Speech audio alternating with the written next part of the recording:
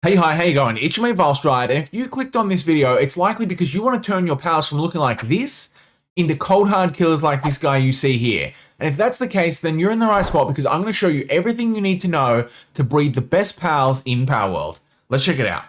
So this video is obviously going to be aimed more at newer and intermediate players, but even if you are a battle-hardened veteran like my Chickapee we saw a few moments ago, there still might be some tips in here to help you with optimization and efficiencies. Now, I'm going to be breaking this video down into 4 sections, and the first is just going to be all of the basics and the setup, but the next 3 are going to be all of the factors that you need to think about when you're planning your perfect pals. So the first is going to be your egg moves, the second is going to be all of the best passives, and then the third is going to be your IVs. And I do recommend that you follow this order to save yourself some double handling so that you don't have to recover any of the same ground. So for example, if you were to go ahead and jump straight into getting the best IVs, only to realize you missed the egg move that you want, you're just gonna have to end up doing your IVs again anyway. So it's best to go about it in the order that I've just mentioned. And lastly, remember, if you enjoyed this content and you find it helpful, like, comment, and subscribe. It all really helps support the channel a lot. So let's start with the basics. First up, you want to build yourself a breeding farm, which you can unlock at level 19. And once you have that, you'll need to go ahead and cook yourself some cake, which can be made using a combination of flour, red berries, milk, and honey. Now, you can farm all of these materials naturally using ranches and crops, but throughout this video, I'm going to give you a bunch of quality of life tips. And the first of these is that instead of farming these materials themselves, it's much simpler and more efficient to just farm gold and then purchase these materials from the wandering merchant who you can find at the small settlement. And I also recommend capturing this guy and putting him in your base for easy access. Now, the only exception to this is honey, for which you will need a steady stream coming in from some bee guards in a ranch. Once you've got the cake, you can place it into the little box at the front of the breeding farm and then assign your male and female pal to the farm using the monitor stand. And quality of life tip number 2 is that if you don't have the right combination of male and female pals, there's now a gender reversal item that lets you swap the gender of a pal, which is going to make it much faster to get the perfect breeding pair. And this is especially helpful for breeding pals like Bellinor Libero, who has no mixed species breeding options and also has an unbalanced ratio of male to female spawns. So many pals have these various ratios where you're going to get more males or more females than the opposite gender, which does make it hard to find a breeding pair. And in Bellinor's case, it's a 9-to-1 ratio in favor of females. With the basics out of the way, let's move on to the egg moves. And if you're not already aware, egg moves are attacks that are learned naturally by only a select few pals, which I'm going to refer to as the sources, and then passed down to other pals via breeding. So for example, Meteor Rain is one of the best AoE attacks in the game, but can only be naturally learned by Jetragon. So if you want to get Meteor Rain on, say, a Finsider Ignis, then you're going to have to find a breeding chain that will allow for that transfer, similar to the one that you're seeing on screen now. So as you can see, we're going to start off with our Jetragon and breed it with the Illuminant Slime, which is going to produce a Croagero. We're going to breed that with a Depresso to produce a Gobfin, which we're then going to breed with a Ruby to produce a Gobfin Ignis, and then we can breed the Gobfin Ignis with the normal Finsider to get the Finsider Ignis variant. Now, the way this actually works is that whenever 2 parents create an egg, the offspring has a chance to inherit one and only one attack from either of the parents, and this matters for a couple of reasons. First, it means that you can only acquire 1 egg move for any given pal. So for example, if I want my Chickapee to have Meteor Rain, it can't also have Thunder Rail.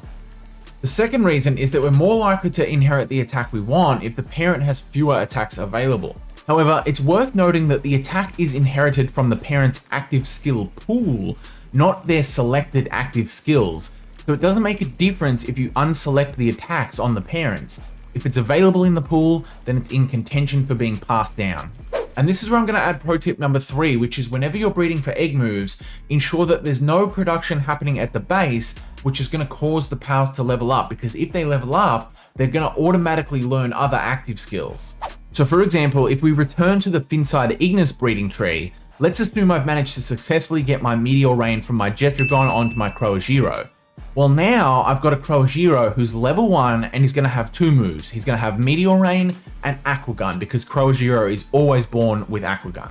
But if my Croagero levels up, then it's going to start learning new attacks which go into contention for passing along to the Gobfin, that we're trying to get Meteor Rain onto next, which is going to reduce our likelihood of passing Meteor Rain down and thereby slow down the entire process. So I do recommend that you have a breeding base that is isolated and exclusively dedicated to breeding for when you do these kinds of things. Furthermore, I'd also recommend that if you can get a copy of the source PAL with only the egg moves that you're trying to pass down, then you should be keeping this in your PAL box for future use. So in this case, you can see I've got this level 1 Jetrigon with only Meteor Rain, who I can use for future breeding chains, and it's going to make it much easier and much faster than trying to breed Meteor Rain down from my level 65 Jetrigon every time, because he's got 9 attacks. But with the egg moves out of the way, we're ready to move on to passive skills. But just before we do, I want to give you pro tip number 4, which is don't waste your time trying to memorize all of the different breeding trees, and don't bother going out there and looking up all of these videos that are going to show you how to breed X and Y PAL to get Z, or whatever it may be. Just use the Palworld breeding calculator, which I'll leave a link to in the description down below, because this is by far the best tool for planning your pals ahead of time, and it's what you've been seeing me use throughout the video so far.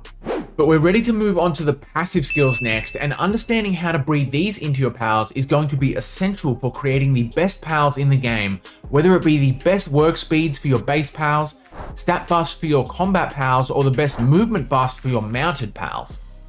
Now thankfully, the Tides of Terraria update made this step a lot easier by introducing a new buildable structure called the PAL surgery table, which is also the mechanism for changing your pal's gender, which I talked a little bit about earlier.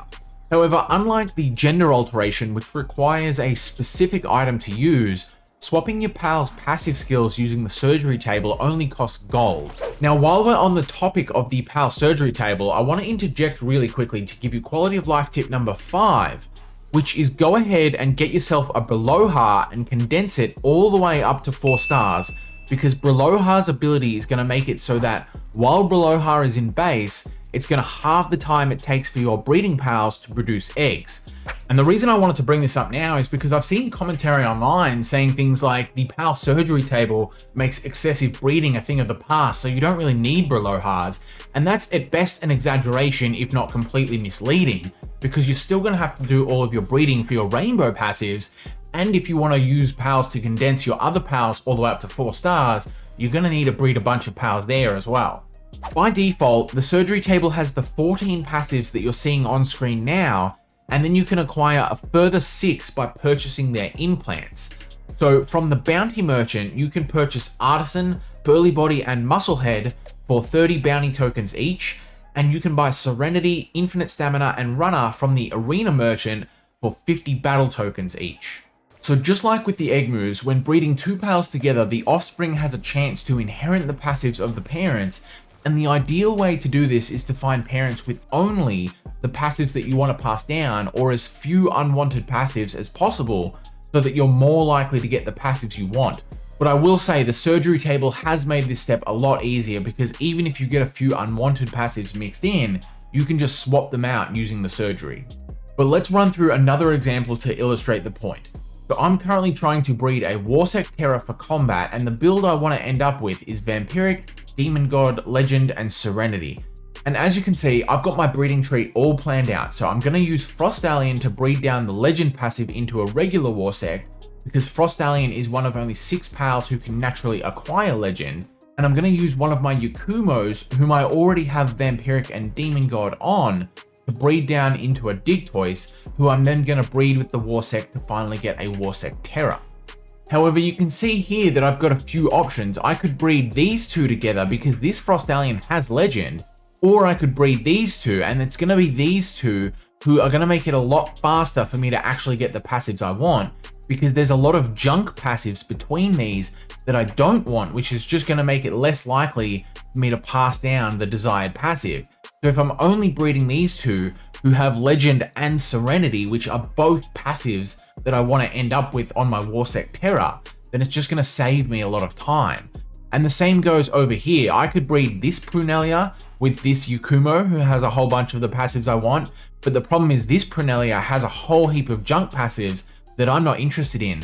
So I'm much better off breeding this Prunelia with the Battle Boy, because this one only has Serenity, which is again another passive that I'm going to end up wanting. And And I'm jumping back in for quality of life tip number 6, which is if you don't already have them, I do recommend you go and get yourself a bunch of Yakumos with all of the best passives, because that's going to make it much easier to get those passives on other pals moving forward. And this is thanks to Yakumo's ability Birds of a Feather, which is going to give you a 30% chance to transfer one of Yakumo's passives onto any pal that you capture in the wild while Yakumo is out in combat with you. So as you might imagine, this is incredibly useful for getting rare passives onto pals like Frostallion and Palladius, who don't have any mixed breeding options, but you can capture them in the open world. It is worth noting, however, that Yakumo can only pass along passive skills that have a chance to naturally occur on the pal being captured. So for example, Yakumo cannot pass along the Invader passive because this is only naturally acquired on Xenolord. You can still pass Invader down via breeding, but again, not to pals like Frostallion or Necromus because they have no mixed species breeding trees. But to finish off the example we were talking about, I've gone ahead and done the rest of the breeding. So I've bred the Serpent with the Frostallion to produce this Warsect who's got Legend and Serenity, and I've bred Yakumo with Pronelia to produce this Digtoise, who you can see has Demon God and Vampiric.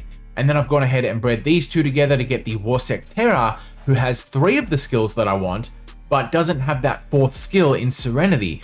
But that's not going to matter because we've got the 3 rainbow passives that we want, which are the important ones, and now we can just go and add Serenity using the Pal Surgery table. And the last thing to note here is that it does not increase your odds of passing down a passive if you have it on both parents. The only thing that's going to help you pass down passives faster is ensuring that you remove all of the passives you don't want so that they don't get passed down in place of the ones that you do. And finally, we're ready to move on to our last section, which are the PAL's IVs. So IV stands for individual value, and it's a hidden stat that you can only see by wearing the ability glasses, which you can unlock and craft at level 33. So a PAL's IVs will range between 0 and 100 for their attack, defense, and HP, which grants a 30% buff to each particular stat when maxed out at 100. And just like with the egg moves and passive skills, these have a chance of being passed down by either of the parents. So in this case, each IV has a 30% chance of being inherited from a particular parent, meaning 60% of the time it will come from one of the parents, and the other 40% of the time it will be a random mutation. And I do want to add here that when the game first released, I would have recommended that you chase perfect IVs first because it was the hardest part of the process, given that you had to randomly mutate all of your IVs. However, we now have access to the IV fruits, which are going to increase your PAL's IVs by 10 in a particular stat for each fruit used. Now, there are a few different ways to farm these, but my recommendation would be to repeatedly defeat the Moonlord raid boss, and if you need a guide on the fastest way to do that, I'll leave a link to mine in the description down below. But the reason I am leaving it until last is that these IV fruits are going to make it much easier to perfect your IVs. In fact, I would recommend that you only ever breed for IVs if you're breeding entire raid armies. If you're just trying to get that one perfect PAL, it's going to be much faster to just farm the fruits than it is to breed for the IVs. And even if you are breeding an entire raid army, I would still recommend that you use the fruits to create your first breeding pair. Then once you've got those perfected, you can mass breed them from there.